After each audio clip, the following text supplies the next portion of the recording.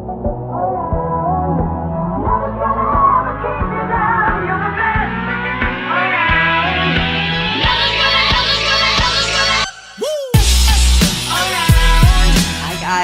to Lost in Saturday Morning. I am one of your hosts, Noel Harlow Labrasso, and I am here with, in the Philly studio, Danny Jay. Danny, how are you doing today?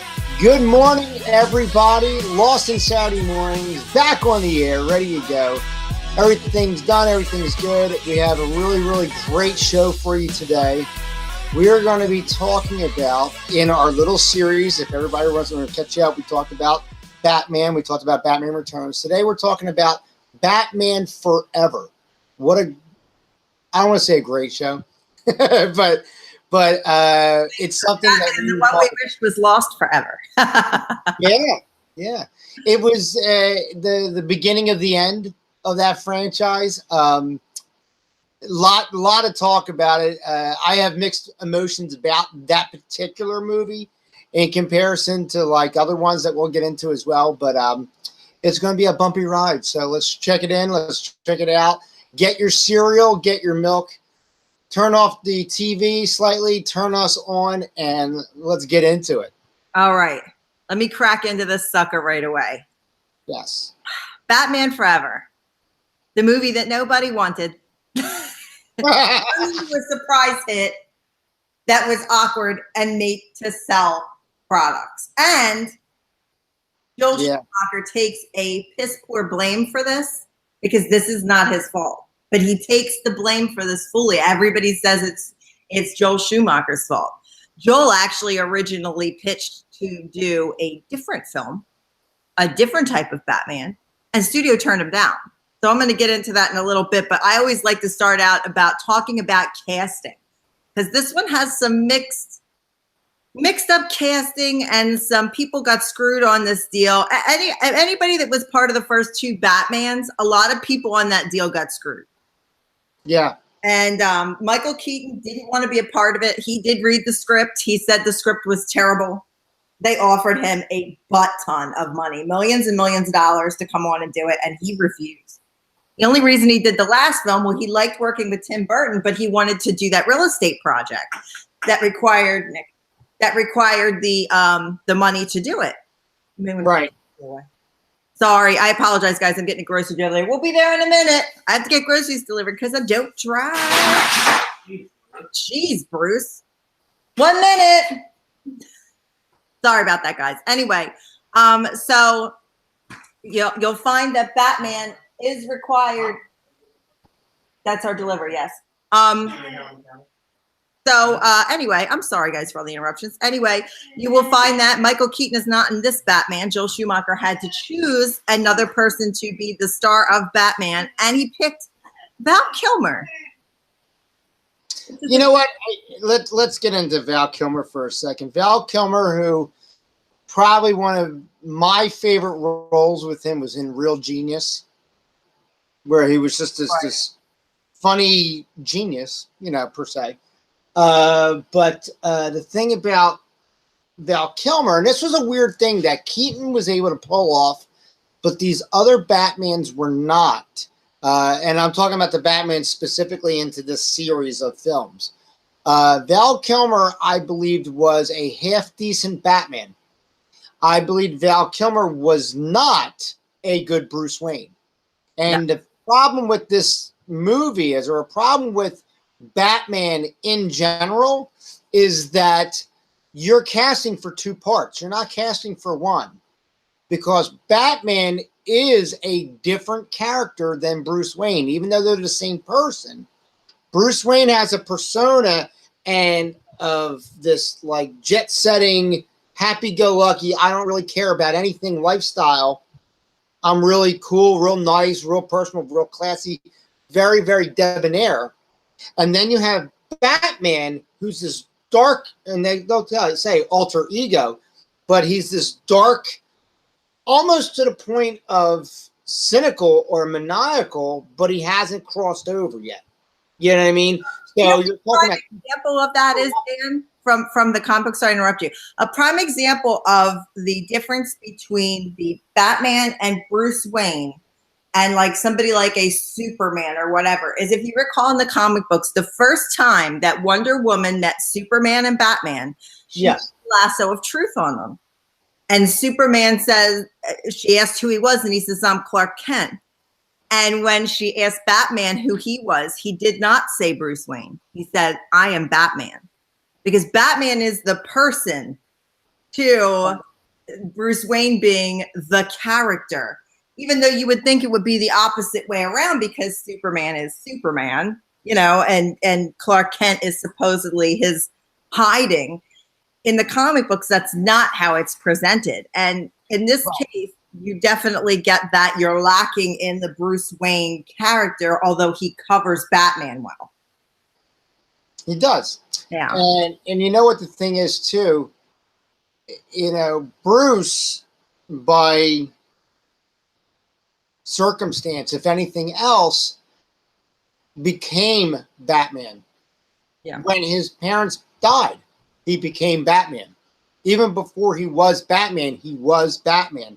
And that's a neat thing, a neat concept, because with that being said, you're talking about now you have a character who his mild manner persona is the disguise, is the costume. Unlike Superman, who Clark Kent, he puts on the glasses and he's like, hey, I'm somebody else. I'm an earthling. I'm one of you. Batman, you know, doesn't get to take the cowl off. When he takes the cowl off, he's literally putting it on. So therefore, it's kind of like a psychological role reversal in that sense. So it's a pretty neat concept when you think about it, because Batman is the character and Bruce Wayne became the costume in a sense. Right. And in this movie, and I'll get to this in a little bit, there was a lot of infighting where Joel Schumacher did pick Val Kilmer, but they didn't get along. They actually had a major blowout and didn't speak for weeks on the set, which is amazing to have a director not be able to speak to an actor because they're having a fight. And that's going to affect your film. I'm sorry, that's going to affect your film. The next character I wanted to look at was the Riddler. Yes. Riddler was played by Jim Carrey. He was the over-the-top crew cut having great job. You honestly did a great job with it. It wasn't something where it was a piss poor job phoned in. I think they utilized Jim Carrey as well as they could with it, given the material. I think Jim Carrey, although we talk, and you'll get into it, the other casting options for the Riddler that were out there, Jim Carrey was phenomenal as Edward Nygma. Yeah. I think he stole that movie. He honestly did. The original casting they wanted, and we have discussed this previously, was they wanted Robin Williams. Yeah. And Robin Williams was still butthurt about the Joker scenario because he really wanted to play the Joker. They told all the press that he had been given the Joker part. And of course, they just always wanted Jack Nicholson as the Joker. So it was all a work. He got really pissed about it. He said, I'll take a look at the Riddler, but I want a public apology for what you did to me because that was wrong. They publicly apologized to him. He read the script and said, this is shit. And he didn't take the part. So in the end, Robin Williams got the last laugh. Do you know who? And there was a lot of different people that were up for that role. One of them was Matthew Broderick, who was in Ferris Bueller. Mm-hmm. I think he would have been very Broadway campy as the Riddler. I don't know if I would have done that. But the person that campaigned the most to be the Riddler out of anybody you could think of would be the last person you would think of. Michael Jackson.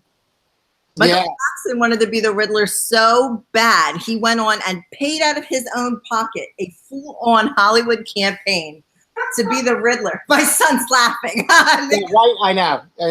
And think about it for a second. I would have lit him on fire again if he would have tried to be the Riddler. How horrible that would have been. You know what, though? I know this is a horrible thing to say, but if you think back, I think Michael Jackson could have been Scarecrow. Yeah.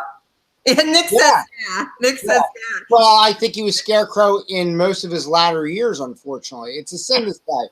But Scarecrow in The Wiz. But if you I think you know the Now, if you get into the acting part of it, across the board, when you watch this movie, now coming from Batman Forever, which I think was the best of that franchise, the second one was the best. You're talking about a very serious, and I described it in our last episode. I thought Batman Forever was almost very James Bondish in a sense. Within reason, I thought that Bruce Wayne really was this like secret agent, like shit's going to hit the fan type of guy. And then you go to Batman Forever, where you actually could have inserted. Why am I blanking for a second? Our original Batman, Adam West, in that role, and it would have worked.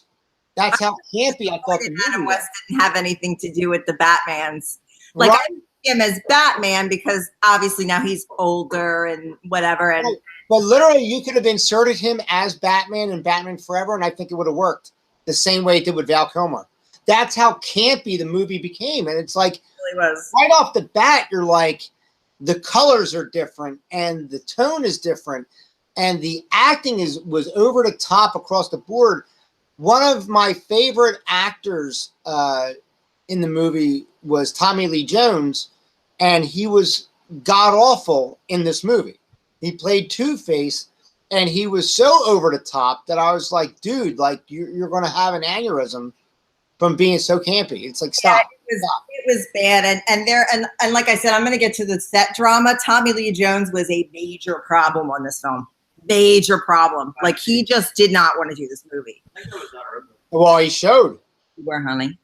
Nick says, I was that Riddler for Halloween. When he was little, he was actually the red-haired Riddler. Yeah. Plastic hair. Like, it was like a plastic. Nick would have made a better rendition into that movie than anybody else. Nick's costume looked better than the movie costume.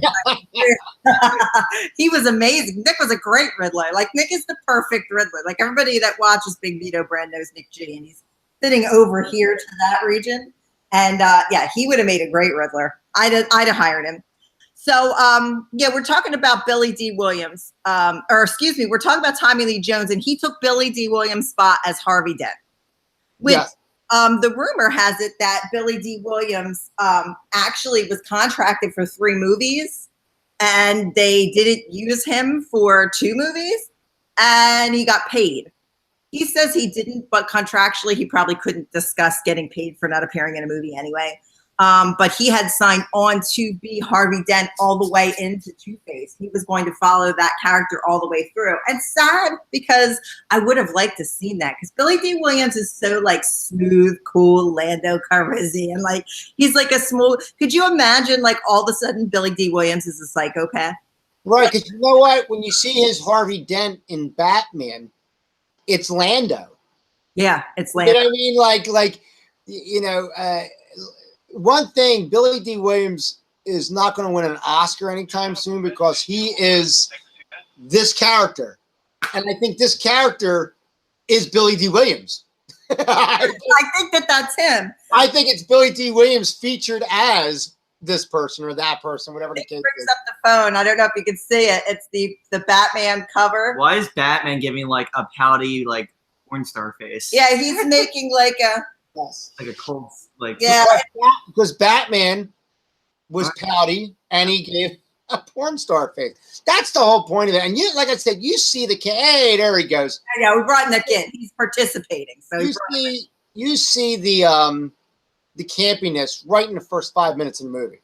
oh yeah, bad. You really do. And by itself, if you erase Batman and Batman Returns, I gotta honestly say it's an enjoyable movie. It's a somewhat fun movie, but your expectation from the other two is what destroys it. Had that been the first movie, I don't think it would have done well at all. Do you see this? Nick picked out the first second of the movie that's campy. It looks like he's got a flashlight under his chin, and it says like Nick pulled the flashlight. He's like, yes. That's the start of you know what you're getting. That's basically. It looks like they legit got like the Superman logo cut like a hole like in the chest so the light could shine through, and it just looks terrible. Yeah, it's bad. It really does, and it's a sin to say because the only consistent guy in there is Alfred. Yeah, in all the movies, Alfred's the most consistent actor in the entire series. But like I said, if that was the first movie, it still wouldn't have done well, but it would have made better graces than it did because of following what it did. Yeah. You can't follow Casablanca with Dumb and Dumber. Yeah, it doesn't. You know what I'm saying? But Dumb and Dumber by itself was a great movie. But you can't compare it to a classic like Casablanca, which is the same as these Batman films because the first two are classics. This is campy. It's not a classic film. Very campy, right? If it was a reboot, 90s cartoon. That's the thing too. Even as a reboot, it probably could have got a little bit more forgiveness, but you still would have had the original movies in your mind when you're watching it. I thought the bat suit was a little bit more streamlined in this. The nipples, though. Can we talk about the nipples? Well, let's get with that now. Okay, this is the whole Joel Schumacher thing that made a lot of people very why is Batman have nipples? Let's save this because I have a whole Joel Schumacher thing. And I know you're going to have a lot of stuff to say. Yes, I will. I knew you would. So let's save that until I roll this Joel, because you're going to be like, wow, really? Let's get through the casting first. I'm going to go into a couple things, and then we're going to bang it home with a Joel Schumacher. So the Harvey Dent situation, that character was written out of the second movie, the Batman Returns movie for the Christopher Walken character, Shrek. I called him Shrek. Shrek. Well, it was Shrek. Shrek was better than that movie. Yeah, it might have been better than. But he was Shrek. It was Shrek. Yeah, it was just I'm like Shrek, and I'm thinking of the big green. Hey, now. Yeah. They took over the name, but I think it was even spelled the same. It may have been spelled the same. Yeah. But if you want to see Billy D. Williams play Harvey Dent again, there is actually another Harvey Dent that Billy D. Williams does. In the Lego movie, 2017 Lego movie, he voiced Harvey Dent. Oh, that's fantastic. I didn't know that. I found it when I was researching. And I'm like, oh my God, really? He really does. The characters in that movie that it's hard to keep track of everybody. It really is. There's a lot of characters in that, but it's cool that he got to seal his Harvey Dentness with the Lego movie at the end. Let's talk about Dr. Chase. Dr. Chase was originally Renee Russo, and she was confirmed as Dr. Chase, but they had set her up to be Dr. Chase to Michael Keaton's Batman. When Michael Keaton didn't want to do the film and they couldn't pay him enough money to do the film, which should tell you a lot about the film. If they can't pay you enough money to do a movie, they said Renee Russo was too old for Val Kilmer, which is kind of bullshit because she's only 6 years older than Val Kilmer. Well, you're saying she hit the wall. Yeah, they're pretty much. Val Kilmer's a very young-looking man. He really is. Listen, Renee. Renee's hot, though. But let me tell you something. Nicole Kidman, now granted, she's a beautiful woman now, but and I'm watching it, and I had to pause it for a second, and I was like, she is really hot in this movie. She really is. But the first thing that hit me, even back then when the movie came out, I'm a younger guy, I'm like, her name is Chase Meridian. I'm like, that's 2 banks. Yeah, it's that are out right now. I said, tell me that they sponsored this movie, so they made a character named Chase Meridian. To cover the 2 banks. But and the part's written absolutely terribly. It's not acting. It's a terrible part. It's a terrible part. And for someone who's a clinical psychologist, I believe she was. Right. What a whore. Yeah. She practically was naked on the street next to fucking Commissioner Gordon, who he made his cameo. He came in, waved his hat, went back. That was his last hoorah, was Commissioner Gordon over there. Over there. Hey, he's over there. He's over there, Commissioner Gordon. Okay. He was a horrible Commissioner Gordon, but he lasted almost as long as Alfred. But but God, what a whore. And I said it from the first line. I'm like, no, lady, bring it back. You're a psychologist. You're supposed to be in power. Like I could like I want to throw water on you and watch the sizzle come off. You know what I mean? It's like, geez. And she talked very hoary too. Like she was a whore. Yeah, just really whored it up. I think she's a sex therapist. I think so too. I think they lied. Well, I think she totally lied. Like that was it. She was a doctor of psychology, but she definitely retired and became a hooker. But let me tell you something. That was not a doll. That was not a doll in that movie. Yeah. I'm just going to say it. Use your imagination. Yeah. Not a doll. My ex-husband, his dad, had a big poster of her on his wall when we met that literally took up the entire wall. Oh, like a life-size photo? It was huge. It was humongous. She was a nice-looking woman. Man. I mean, she's nice-looking now, don't get me wrong. But she's now like pale as a ghost and stuff like that.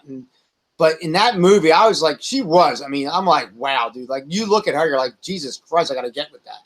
Now, there were other people that considered for that. Who's that? There's other people that got considered for that. Sandra Bullock, believe that, was on the top of the list. I love Sandra Bullock. Wonderful woman. Beautiful. She is a sexy looking woman. But you could tell she is such a deep nerd. You know, and I don't know. Nerd. Like, she's a dork. If you ever see her in anything she plays, she can't play anything sexy at all. Because she's dorky. She is to look at and don't talk. Yeah. Don't speak at all, Sandra. Just smile and bend over. That's it. You're killing me. Toes. Nick. The other person they considered was Robin Wright.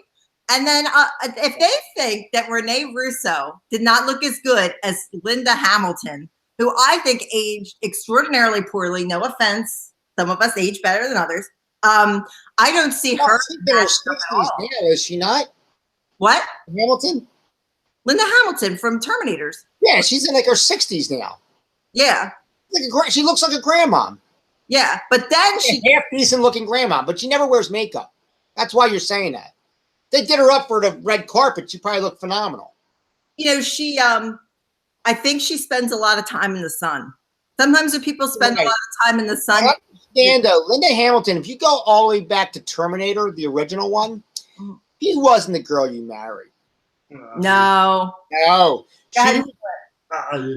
She was the fun girl that you took to the dance and then left at the dance. Who was in Terminator, Nick? Arnold Schwarzenegger. What does he sound like?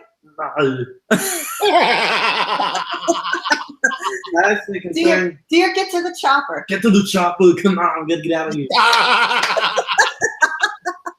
I love having Nick. I can have Nick on every podcast. He's like my Ed McMahon. Nick is going to do great in voiceover. Nick, I'm telling you right now. Wait a minute. Hold on. Say what you were going to say about Arnold Schwarzenegger. He had something to say about Batman and Arnold Schwarzenegger. Remember when Mr. Freeze was Arnold? That's our next movie we're going to talk about. Yes. I was going to say, I think that Mr. Freeze is way better than the Red Bug. In the one you guys are talking about. You think so? I think so.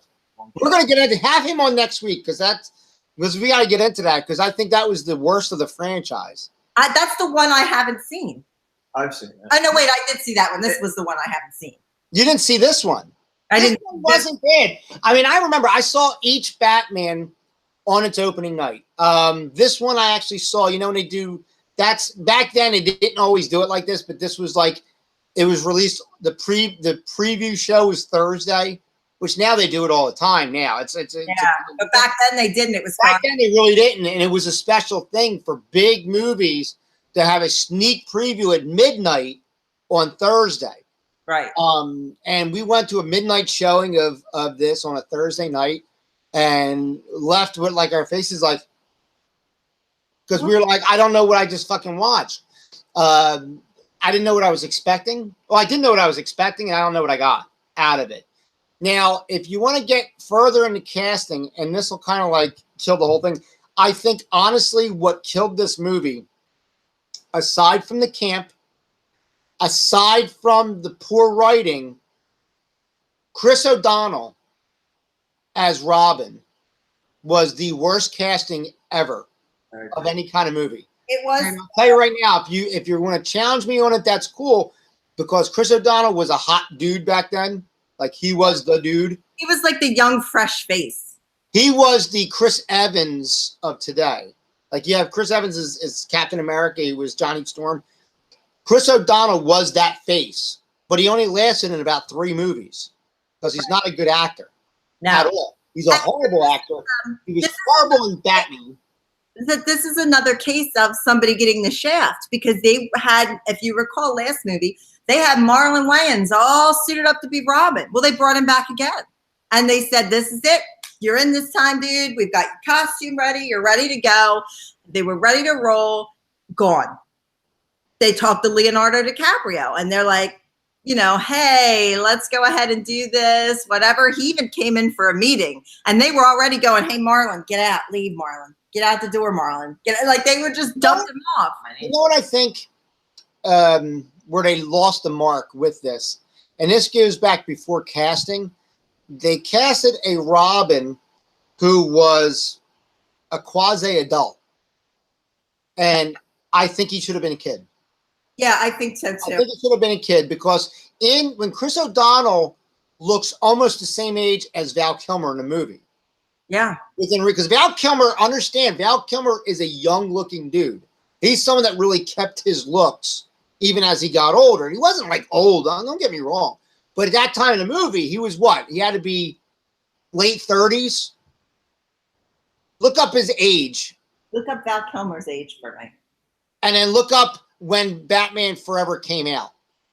And then do the math. Forever came out in 1997. 97, okay, so find out when his age was and figure out how old he was when he did that movie. Nick's taking care of that for us. Nick's doing some science. This is science right now. Using Nick's our science expert and comedian. Yeah, I was going to say, it's an iPhone. You don't know how to use it. Well, Chris O'Donnell, I think if Robin had been a child, someone that could have been maybe a teenager, because I think Chris O'Donnell was playing somewhat of a teenager. I think he was playing someone 19, 20 years old. Right. You know, that type of person is kind of set in their ways a little bit. Val Kilmer. And they're not going to take much instruction. Whereas if I had a 14 or 15-year-old kid in there, you're going to see that mentorship between Robin and Batman. And you're going to see something where there could have been a little bit of rebellion, but where Batman wins him over as that father figure. Val Kilmer is 58 years old. He was born in 1959. All right, so he's 58 now. So 59 to 97. What's that? Do that math real quick. I'm not doing math right now. I'm not doing math either. It's Saturday morning. Do the math. 59 to 97. Nick, math. Math, Nick. Aren't you glad we have Nick this week? Nick, do the math and get us coffees. Yeah. We're going to need a couple coffees, Nick. Couple coffees and some math. You want to do 1959, 1997. 1997.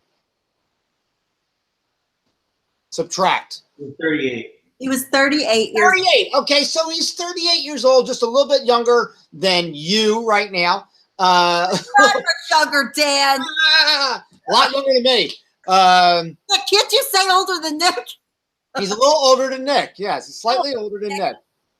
So he's in there, not that old. And what could Chris Evans could have been portraying a 20-year-old guy. Chris O'Donnell, you mean? Yeah, Chris O'Donnell, rather. Could have been playing a 20-year-old guy. So you're talking about, it's not that large of an age gap between two men, but a 38-year-old guy, and it's a movie, so you can quasi go 34 to 38. You know what I mean? The character. Right. If Robin was like 16 years old, like a legit kid. DiCaprio had a baby face back then in the 90s. I don't know if he would have acted the part, but his face would have fit the part. They could have went with an unknown at this point. They might have been better off going with an unknown. Considering the star power that they had in the movie.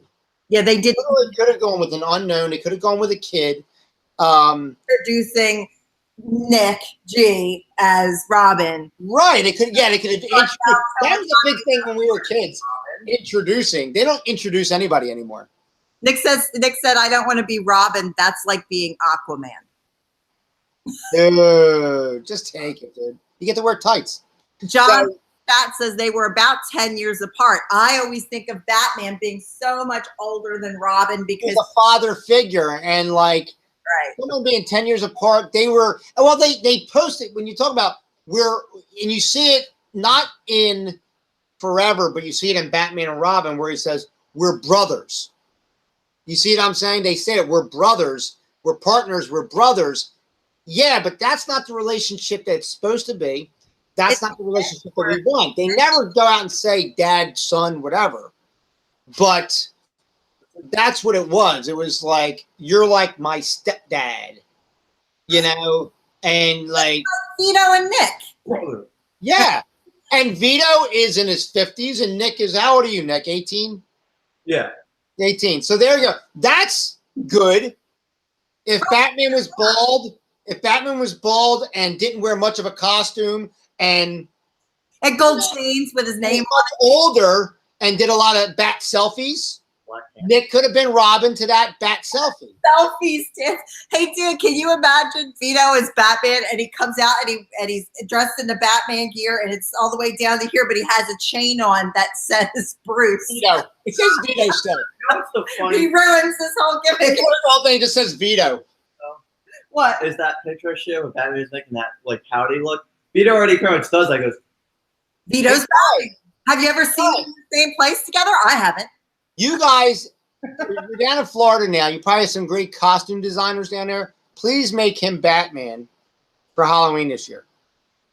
You know, this is a little bit of an unknown Vito fact, but do you know that every year as a child for Halloween, Vito was Batman every single year? He loved Batman that much. He had a Batmobile. He had this huge bank that was a Batmobile bank. Like, he loved Batman. Right. That was our first conversation when we met. As I said to him, how do you feel about Batman? And he said, did you Google me? And I said, no, why would I do that? And he said, I'm obsessed with Batman. I was Batman every year as a kid for Halloween. He told me all about his Batman shit. And I was like, oh, we're getting married. Like, the Dark V rises, Nick said. V rises. We got to get Haley to draw this. Imagine that, there's a cow. It says Vito, and it's that leopard robe. Yeah, the leopard robe. Right? And he just comes out, and he's drinking a mimosa. You know, taking bat selfies. Bat selfies with a Thug Life. The cops go by, the crooks go by, and he goes, they went that way. Okay. Say that again. I'm not the one this gym needs. I'm the one it deserves. That cow says Thug Life across the front. Yeah, he's got the back cap. The ears are coming through the snow cap. Yeah, the wool cap in the summertime. That's Thug Life. Gotham City now is and he's sweating through the cow because it's so fucking hot. He doesn't need it. Oh my God. And also drives a Hummer. And what was that? When we used to wrestle, what was that shit that the big muscle bound guys used to wear? What were they used to call it? Yeah. Like he's got that all over, so he's just very glistening. Yeah, he smells like cinnamon because hot stuff. He smells like cinnamon. Glittery Batman. Glittery Batman. Lip gloss. But yeah, getting back to the movie, Chris O'Donnell, I think, killed it for me. I thought Tommy Lee Jones was so over the top. It was his worst performance I've ever seen him in. The movie itself, I think Chase Meridian was a unneeded plot. Yeah. I don't think we needed that at all. I don't think we needed Bruce to get over anything because that's why Bruce is Batman. Bruce never got over anything. And Batman, he holds on to everything. He holds on to it. So there is no reason. I think they paid, it was so campy. Like you get to the point where they're now Batman and Robin and they get to the island and he's like, holy metal Batman. It was like a throwback to this, the 60s Batman. And he's like, the metal, it's all holy. And he's like, oh, okay. Oh, yeah. Really bad jokes. Jinkies Batman, he says, what is a Scooby-Doo? But no, in the original one, they were always like, holy something Batman. Holy this Batman, holy that Batman. When he pulled out the bat shark repellent. And shut up, we were talking about this last night. Nick says there's an actual shark repellent. Like it's legit now that you spray because he goes in the ocean. I don't believe it's real. I said you might spray WD-40 on yourself in the water. Like, right, well, and just light it up with a Zippo. You know what I mean? Yeah, but that we just talked about that last night. Buy it and then put a bat symbol on it. That's what you do. Perfect. We'll have to Google that when we're done. When I go like this, am I looking at Nick? Yes. From your perception, okay, good. I just want to make sure. I want to make sure it's like, who's he talking to? Like I'm talking to you. Yeah. There you go, right there. Nick, crazy movie. Jim Carrey once again overtook the whole thing. It was such a good. And here's the funny thing: a lot of people don't realize Tim Burton was involved in the movie. Yeah. He just didn't direct it. He produced it, and he has his little cameo at the very end as Dr. Burton. Right. Very, very end. Who he looks like a strung out Alice Cooper in the movie. Yeah. Like any doctor, it's all like crazy Motley Crue hair. It's like, dude, where are you getting your PhD from? But you know who also has a cameo in this movie and was actually in all 4 movies and people never realize it? Bob Kane, the creator, the supposed creator, because there were 2 creators and he got cut out, but Bob Kane was his wife is actually in the movie. She plays Gossip Gertie. She's the lady with the big Dame Edna glasses. Is that his wife? That's his wife. No, and that character's horrible. She is in all 4 movies. No, I hated her in all 4 of those movies. I thought her character is horrible. And she does actually go all the way back to like the 1960s Batman. Right. As far as the way that character is portrayed. But God forbid, what a horrible fucking character. And I was like, oh my God, somebody shoot her. Why is a stray bullet not going her way? Bob Kane's wife. She had one other acting role other than this in some B movie. Not the B movie, but a B movie. He's trying to do like how like Stan Lee's in every like Marvel movie. Yeah, but Bob Kane's health wasn't good, so he stuck his wife. Well, Gene Roddenberry, who's the famed Star Trek creator, his wife was the computer. Oh, really? I didn't know that. Yeah, the computer on Star Trek, that's his wife. And later in Next Generation, the what's the name? When you watch Next Generation, Deanna Troi. Mm-hmm. Her mother, that's her. Oh, is it? That's Gene Roddenberry's wife, yeah. My dad had a crush on Deanna Troi when I was a kid. When you said his wife was the computer, I looked over at Nick because the first thing that popped into my head was a SpongeBob reference. Is that what you were thinking? No, I was thinking way worse. Oh, that's scary. I was thinking about Plankton's computer wife. Karen. Plankton's computer wife. I have a messed up wife. We have a messed up family, Dan. You know what's funny though, and we'll get into it next week when we talk about Batman and Robin, but everybody really, really hard talks bad about Arnold Schwarzenegger's Mr. Freeze. What?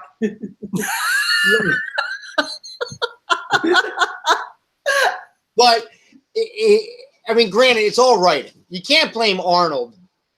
No, it's the writing. It is the writing across the board with all these actors. It is the writing. What they do with it's obviously a different story, but it is the writing. The scenario though is that with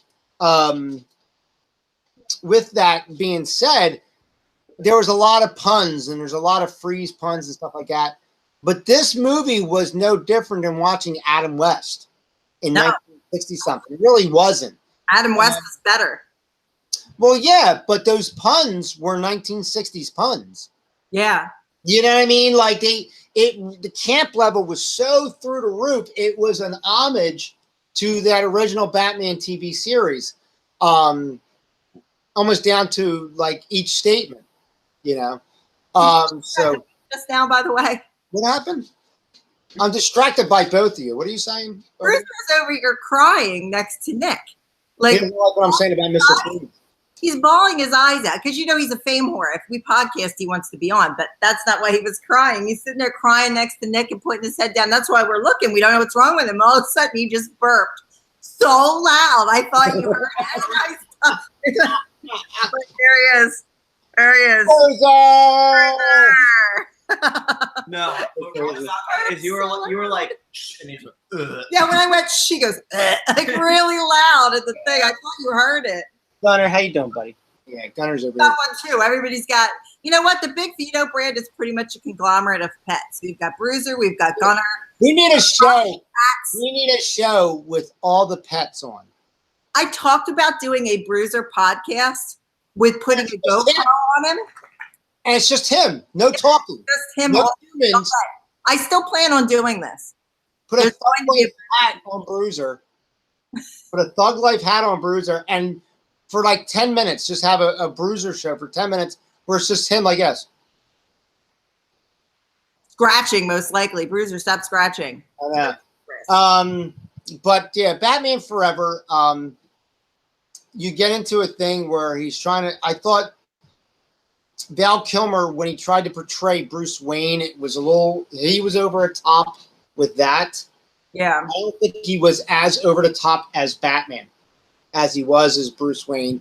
I will blame to the very end Chris O'Donnell for the heartbreak of this movie. Damn you! And well, you know, karma got him. He made him one other movie, and that was it. You never saw him again. I think he works at McDonald's now. He probably does. Now, I was going to say this to you, and I think this would be kind of a neat thing. Chris O'Donnell, I think, would have made a good Human Torch. Yep, I could see that. You know what I mean? Like, if you take Chris Evans out of it and put Chris O'Donnell in, I think he could have did that role phenomenal, because I thought Johnny Storm was portrayed just like Chris O'Donnell. And Chris O'Donnell plays the same guy in every movie. Right. Just like Billy D. Williams. Yeah, he is, you know, Lando Calrissian, Colt 45. You know? Yeah, he's the Colt 45 guy. I think Lando Calrissian was the Colt 45 guy. I think the same. I really do. Billy D. He also Yeah, blew up the Death Star. He's coming back in the next Star Wars movie. like, how can you get, like, no one else has that title except maybe Luke. Yeah.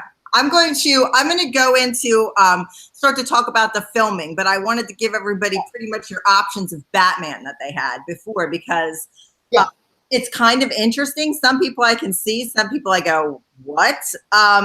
Possible choices for Batman were Daniel Day-Lewis. No. Kurt Russell. No. He's a good actor, but no. Alec Baldwin. Yes. Alec Baldwin would have been Alec Baldwin. Batman. You watch The Shadow, and you will see Batman. Ethan Hawke. As young as he was, Robin. I could not. Not Batman. Tom Hanks. No. No. Stephen was processing. Dan's doing his diabetic checkups right now. Hey, I'm glad you noticed that. Yeah, you hear? I'm dying over here. The fucking shit's going off like a motherfucker. I always get mad when people at the chat say stuff like, "What is Dan high? What is Dan?" Like, no, Dan works a lot and has diabetes. Dan works a lot, and he's hooked up to all kinds of diabetes machines. Like, leave him alone. Fucking horrible for a young guy. 24/7, and he's all like, God, he's hooked up to all kinds of machinery now. His blood pressure's high. Leave him alone. Yeah, and I can't do anything extraordinary with all this machinery. Oh, maybe. That's the key. I can't do anything extraordinary at all with this machinery. All I can do is live. Yeah, it just keeps him alive. But you know what? The big Vito break is about staying alive, so here we are. And not in a cool way, like some villains or something like that. I'm kept. It makes a great villainous team because we have all this shit wrong with us. So it gives us the sympathetic. What are you getting out, Nick? We could be the handicaps. Nick, you could be in too because you got the autism. I believe you mean the handy quack. Oh, he says the handy quacks. The handy quacks. We could be the handy quacks. That's what the kids call me. Oh, so here's some other choices while you're checking your sugar. Yes. Johnny Depp. No. Nick says no. As Batman. I can't see him as Bruce Wayne. Back then, potentially Robin. Potentially Robin. He was very young then. And Billy Baldwin, who I can't see as anything in this film. Billy Baldwin shouldn't have been in anything. No, really? He should have just been Alec Baldwin's brother. Yeah. He shows up at the red carpet asking for money. What about Tim Allen? Tim Allen, get out of here. Yeah, right. Full time guy is over there like. Right. Let me tool it up a little bit. And he over here putting deodorant on because he says he stinks, yelling out Batman's from the other side of the room. Like, God, it was on tool time. It was on the other side of the hedge. Yeah. Wilson. Wilson. Because all you see is his face anyway. I think he was Batman. And you know what? Al could have been Robin. Yes. Totally missed the market. A big, fat, burly Robin. How awesome that would be. Beard, a flannel Robin outfit. Flannel over top. Yeah. Wilson. The neighbor Wilson's actually the villain. That'd be great. That'd be good. That would be good. Which villain would he be? Oh, I don't know. The one that doesn't show his face. Red Hood. He should be Two-Face. He could be Red Hood. There you go. He could be Red Fence. He hides behind a red fence. Let's get into the filming. Since we ran through the Batmans, Val Kilmer was actually handpicked by Joel Schumacher. Yeah. Joel Schumacher had a lot to do with the casting. He picked Tommy Lee Jones because he had worked with him previously. The reason Joel picked Val Kilmer was because he saw him in Tombstone. Yes. Now, Tommy Lee Jones and him had worked together previously. Tommy Lee Jones hated Jim Carey. Hated him during filming, hated filming with him. Joel Schumacher says that Jim Carey was a gentleman and Tommy Lee Jones was treated like a gentleman by Jim Carey. But Jones told Carey, I hate you. I really don't like you. And I cannot sanction your buffoonery on the set in front of buffoonery. Buffoonery. So he said he was rude, inappropriate to do that. Now, Val Kilmer, on the other hand, Joel championed to get the part. He chose Val Kilmer. Val Kilmer comes on set, and Joel, this is like tongue twisters. Joel says he was irrational. He got ballistic with some of the first assistant directors, the cameramen, the costume people. He was also rude and inappropriate. He acted childish. He was impossible to work with. He goes, I was forced to tell him that this would not be tolerated for one more second. Then they continued to not speak for 2 weeks, which Joel Schumacher said was complete bliss. That's how bad Val Kilmer was to direct in this film. So you've got Joel Kilmer fighting with Joel Schumacher fighting with Val Kilmer. You got Tommy Lee Jones hating Jim Carrey and poor Jim Carrey treating him like the legend that he is instead of telling him to go F off. So everything on the set is absolutely uncomfortable. And then we go into the costumes. The Robin costume was so hot, they couldn't touch Chris O'Donnell on his face because if they touched that mask, the sweat would pour out and melt his makeup. That's how hot that Robin, the sweat would pour off of him. And then there's the bat nipples, which they thought would add to the camp. Bob Kane, the creator, hated them. Said he didn't understand what to be on there. And you know what? You have bat crotch. Yeah. Bat ass. You had a lot of bat swamp ass. Yeah. With those costumes, you got to imagine there is a lot of Gold Bond powder being passed around in that trailer. And it makes you think when you go to the Batman and Robin where you see Batgirl get suited up and they go into like bat camel toe. And it was just like horrible. It was just horrible. Bat toe. Bat toe. It was bat toe. When you get bat toe, that shit's terrible. Terrible. The thing he has to remove on a utility belt. Oh, bat toe. There's a bat toe button on the utility belt. That Put yourself down with tough acting, Tinactin. Tough. Yeah, I remember that. Tough acting, Tinactin. Yeah. It is gonna. It's probably why it's running around. Oh, about to get a bit. Oh, I see. I just saw a huge. Very weird weather here. It's windy. That's crazy. Let's go into the. Because talking bad about Batman, that's what it is. God doesn't like when you speak poorly of Batman. I like that movie. What's wrong with you? Yeah, he's like, that's my favorite film. That's why it was successful. God really liked that movie, so he shined on it, and that's why it made money. Today on VHS. Yeah. Nick's favorite saying now is "Own it today" on VHS. Own it today on VHS. Yes. Yes. And my nephew Morty's favorite saying is when he talks to me on FaceTime is he goes, "Like and subscribe." But we're on FaceTime, so I don't know what I'm like. My family is very weird. Like and subscribe. I think it affected us. Nice. So Schumacher gets blamed for this bad Batman And he should. Toy Fest. Fuck him. All it was to sell toys. That was the Yeah, it was. Yeah. So back when the studio was deciding to go do an after return movie with Forever, Joel Schumacher was all hyped about it. You know, we got Tim Burton out. Joel Schumacher comes in. Why can't he have an easier name to say? I don't know. Joel Schumacher comes in and Schumacher's hyped. And he sits down and he goes, listen, he says, I have a pitch. And he goes, I think that we should continue with the dark Batman saga. I like the way this is going. We can do it and not make it so dark. Yeah, right. Gross characters like Penguin. And so he's like, we can do this. He says, I want to take something from Bat lore. He told them that he wanted to tackle the like very gritty Frank Miller's Batman Year One, which was a huge comic book, but very, very dark. It's an amazing graphic novel. You can still get it. I actually have it. I love it. But it is very gritty. Warner Brothers says we are not interested in doing a prequel because it would have been a prequel. It would have been before the Joker. And prequels weren't really done back then. Yeah, and they really didn't. Yeah, that's more of a newer thing. They really don't do. And in fact, Disney was the one that started getting into the prequels and like they did Lion King 1.5, which you saw another point of the story, which was people don't credit that, but that's epic because nobody did that. Right. And that's a Disney thing. And I'm big on Disney, everybody knows, but that really was nobody did anything like that. Really? Oh, yeah, I only moved here and I've got a whole drawer full of mouse ears. I'm big on Clifton Heights. Yeah, I could tell, dude. I'm not kidding. You're big on Havertown. Like I'm big on Havertown.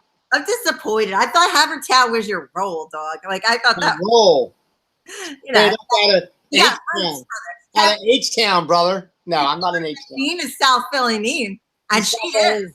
I'm H-Town Danny J. You know what Nick's big on? Being on the podcast, but not being on the podcast. See him?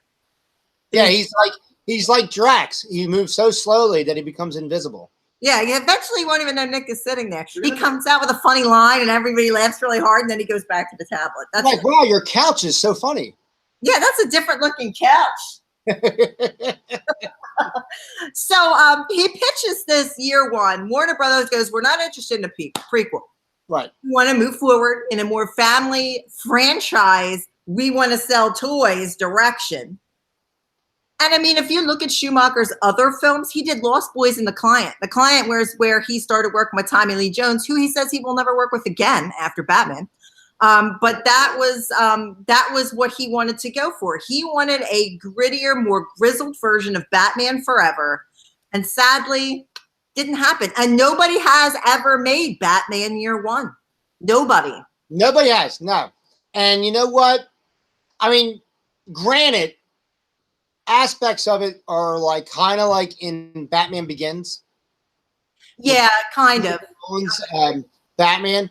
But I think at this point, I don't know if I want Batman Year One. I think if I'm going to go with a new Batman saga or arc or franchise, I either want, preferably I would want Batman Beyond.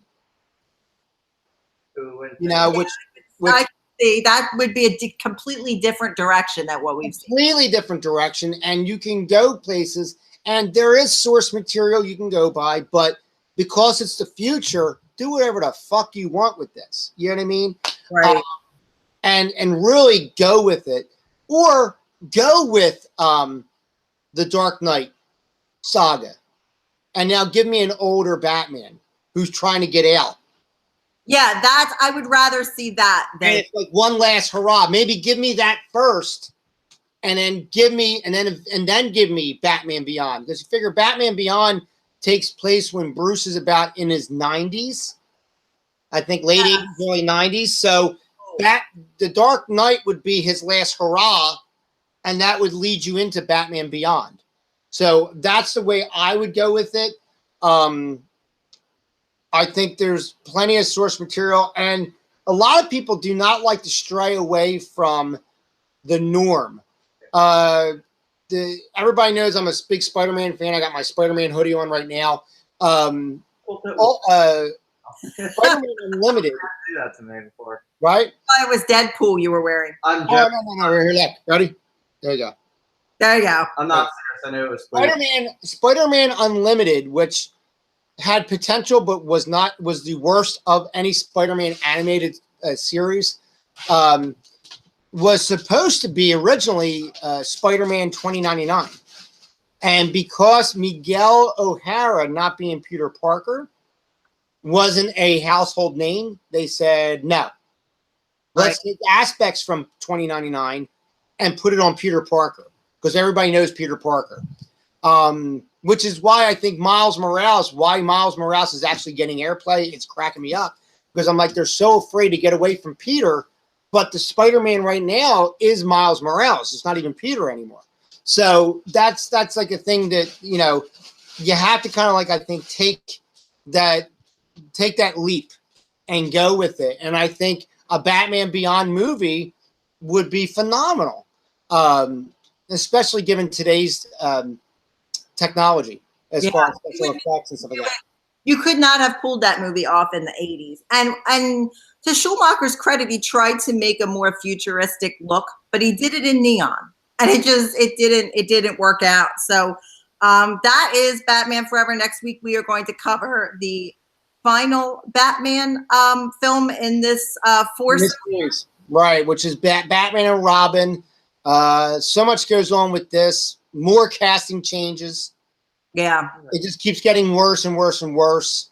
And it's the nail in the coffin of something great that turned into something horrible is really what it came down to. Yeah, they really, I mean, we're going to get into it next week, but wow. And you know what? The sad thing is that like this could have been a good movie, but George Clooney is not your Batman. No, he's a Bruce Wayne. He's a great Bruce Wayne, but man, and we'll get into that. I don't want to get too much into it, but once again, it gets into that duality of the character. You're casting for two people. You're not casting for one. And that was the thing I was going to say, and we could get into it more next week, but what if you cast somebody different as Batman and different as Bruce Wayne, as they did in Incredible Hulk with Bruce Banner, and, you know, the Incredible Hulk were two different people. What if you did something like that? No, you do. You go on YouTube and you go to like one of my favorite ones, and for years I've followed them, is Bat in the Sun. If you ever watch Bat in the Sun on YouTube, they create their highly financed fan films is what they are. Yeah. So there's quality behind it. Bat in the Sun. Look it up. Subscribe to it. You're gonna love it. They do a lot of like battles between characters, but they have a lot of stuff there. They love Batman, and the guy that they use to play Batman in their movies, he's almost like Kevin Conroy. He's Batman. Wow. Watch this guy. You'll love him. It's phenomenal. Kevin Sturgis sent me him versus the Joker a while ago. Me and Foxy, he sent it to us because we're all geeks too. Foxy and Damien are all comic book nerds. So and so is Devin. So he sent that over to us. So that's where I got introduced to it. So it's definitely worth a check out. Dan, do you have a gem for me? I do. Give it to me. Right there. So my gem this week goes back to 2008. It only ran one, and this is why it's a gem. It's relatively new, but it's about 10 years old. But it only ran once. It never really ran into syndication. It didn't make the syndication rules of 5 seasons, so you don't really see it anywhere. But arguably the best series of a character. And I'm going to go with the Spectacular Spider-Man. It ran 2 seasons. It followed a Peter Parker who was in high school. This was roughly after I want to say it was after Spider-Man 3 with Tobey Maguire. So it's roughly following the storylines from those movies that were produced by Sam Raimi. It's a great rendition. The voice acting was great. The source material was really good. It gives you actually good origins of a lot of these characters, a lot of the villains. And what you have in there is just great storytelling. There's comedy, but it's not over the top. I find that the Spider-Mans of now tend to overdo it with the comedy, and it makes it awfully silly. And I think the target audience is like 8-year-olds or something like that. I mean, I'm in my 40s. But this show gave you comedy. It gave you seriousness. And where for Spider-Man fans, Spider-Man, the animated series from the 90s, is your benchmark. It ran 5 seasons, or 4 seasons. It ran 4 seasons. This one ran 2, and I think it should have ran 7. It's a phenomenal cartoon. Stream it. And here's the cool thing. Because it didn't rerun and because it wasn't picked up, because that was originally with Fox. Right. Fox. It wasn't on Disney XD. Disney XD wasn't out when that came out. So it never was reran again. So I'm watching it over again. I've been watching it the last couple of days, and it, aside from a few episodes here and there, I'm watching it almost like it's the first time again, because I don't remember this episode. I don't remember that episode. And it was just, and Fox had a really bad scenario with preempting shows. All the time. They did it with Ultimate Spider-Man. They did it with, or Spider-Man Unlimited.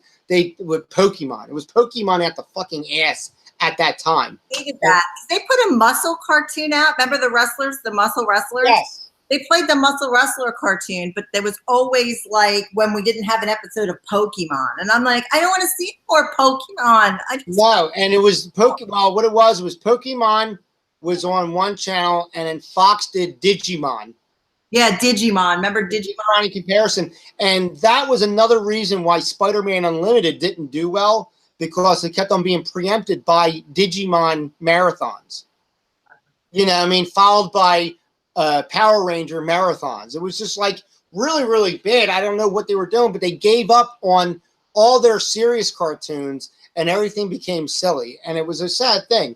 But the Spectacular Spider-Man, the casting was great. It has Gwen Stacy in it. It has Mary Jane in it. Has all the classic characters. You see a lot of their origins, which is kind of cool, at least written for the show. Some of it's embellished a little bit.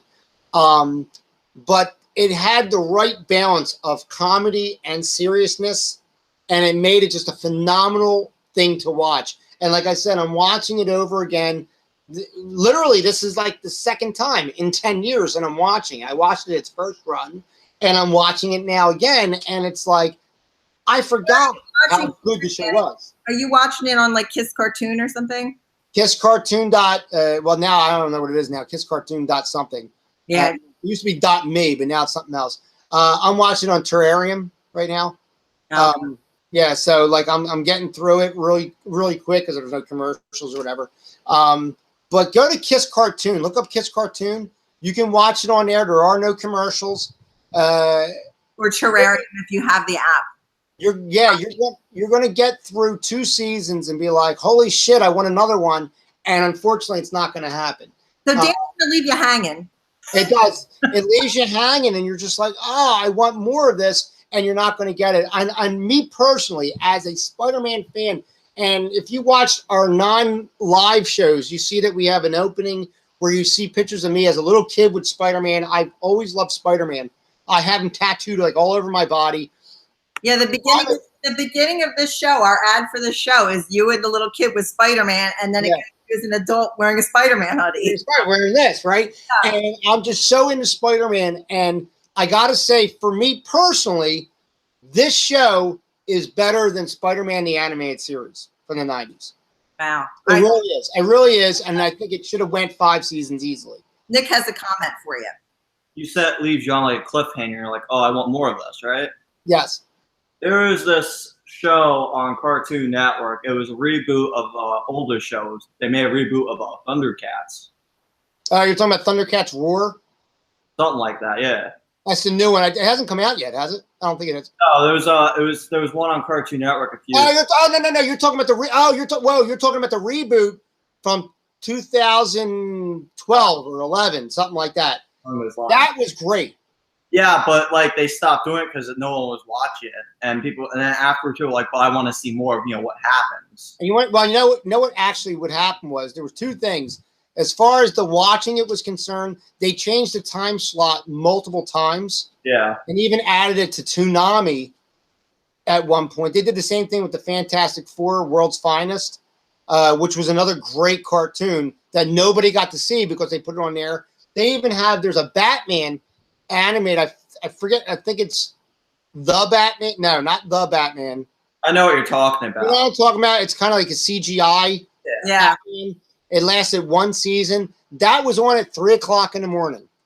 Who the fuck is watching it at 3:00 in the morning? I'm not. Well, you are. You're the only one.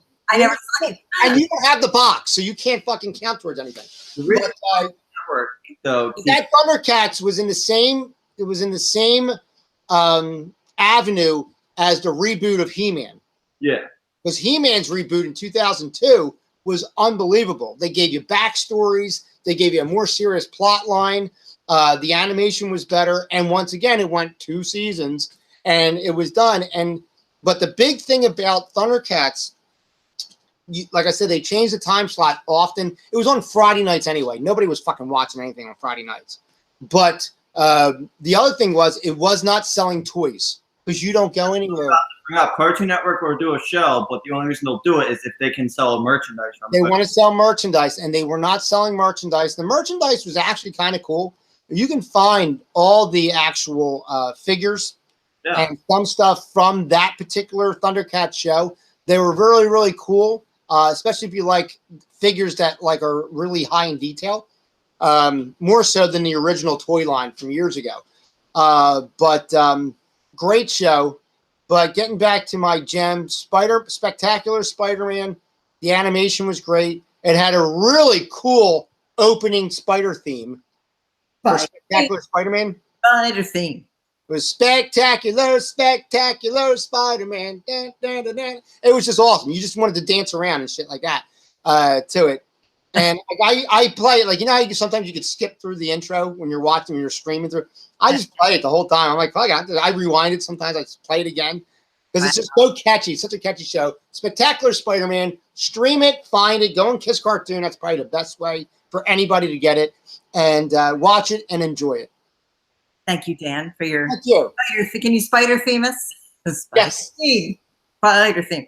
My gem is because my son Nick G is here.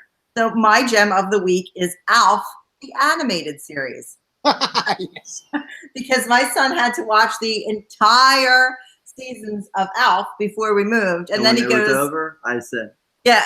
He said he was like, it didn't end. I don't know what happens. It left me on a cliffhanger. Well, we informed him that there was a movie, and he had to watch the movie. And when he watched the movie, what did you say? Wow, it sucked. Wow, this sucks. So yeah, this is a prequel to the actual TV show.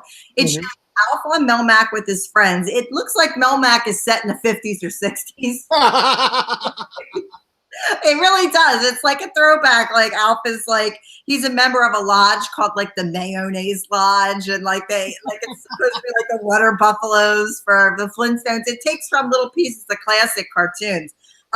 They call him Gordo because Alf's real name is Gordon Shumway. Shumway, yes. To meet his friends Skip and Rick and Rhonda, who was his love interest, and they go on little humorous adventures and. To prove their manhood, they're sons of the members of this man-age lodge. They have distinguished antlers, and it's definitely a take on other things. But it goes all the way up until Alf crashes into the right. Now for all the fans out there, this is very, very obvious. But do we know where the name Alf came from, or what it stands for? It's an acronym, isn't it? Yes, it is. Yes.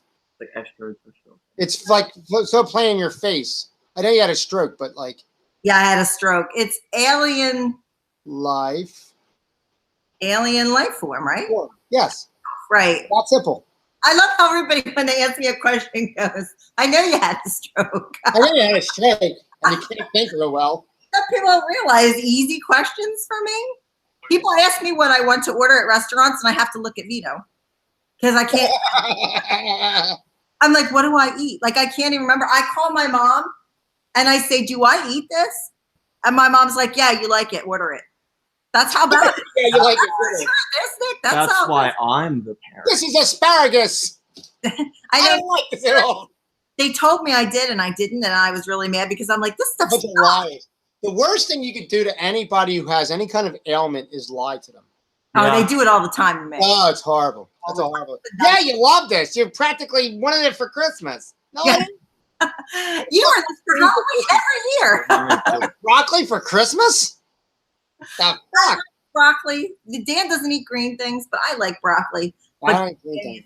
Green peppers. That's all I eat. Green peppers. Mashed potatoes. Yeah, Nick doesn't eat mustard or mashed potatoes. You can't get him to not eat. You don't eat mashed potatoes. It's like water.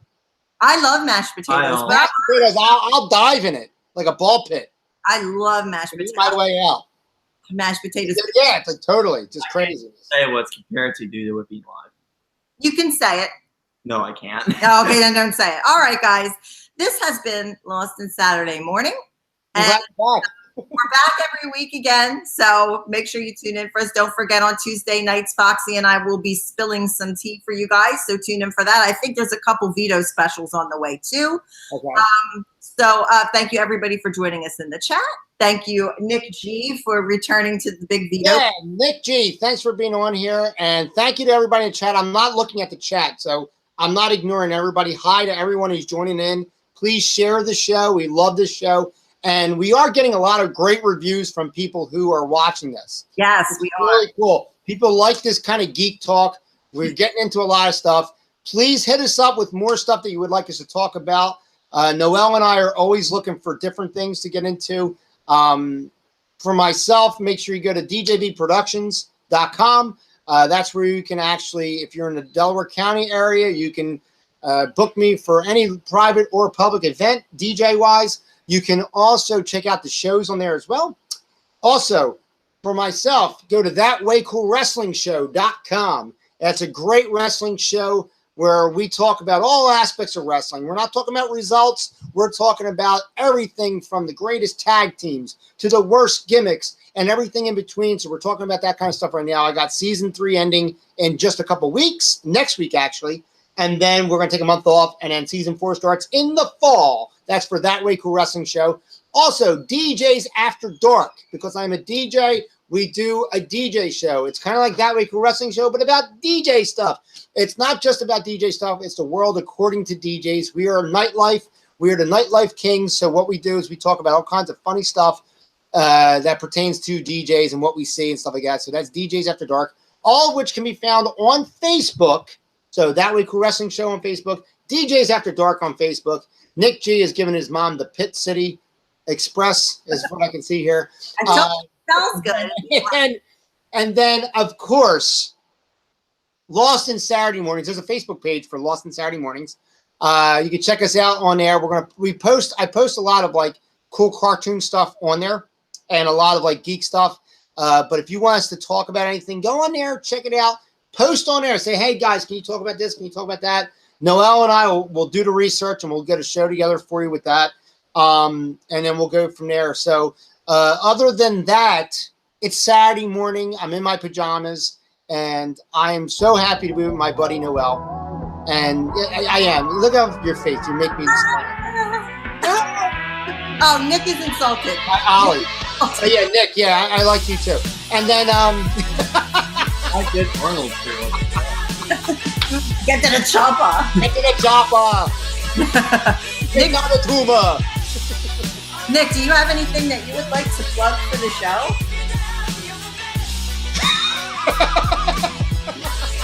You pluck your new beard? You got a new beard, honey? Oh, cute. It's coming in. How lovely. I'm growing my chops back, you see? He's got a ginger beard, and My pirate name. your text. Your pirate name's Gingerbeard? Ginger. Yo, that's great. His pirate name is Gingerbeard. That's amazing. Ginger beard. Nick is going Kill people though. You gotta kill people. That's what you gotta do. Oh, don't mess with ginger beard. He'll actually do it. Nick is making his Let's start return. with one. His return to certified Nick G now that he's done school. Well, he'll be starting again. But he's going to be doing some things. He's plotting and planning. I think he's going to do one with Uncle Devin, right? Devin Sturgis and Nick are going to be doing a Nick G episode coming up. So stay tuned for that. You can get me at Reality Capital T Spiller on Twitter and on Instagram. The capital T is because I spell a lot of it.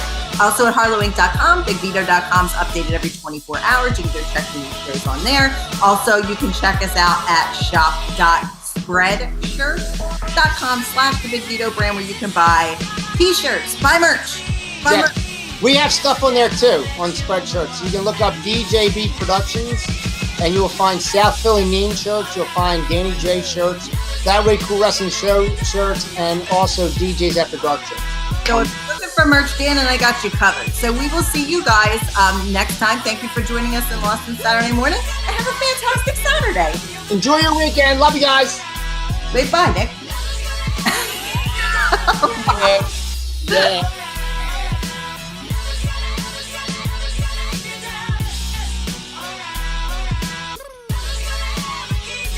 Thug Lives has been brought to you by the Big Vito brand. Big Vito brand recorded live at La Grasso Grotto. Check us out at BigVito.com or on YouTube at YouTube.com/the Big Vito brand.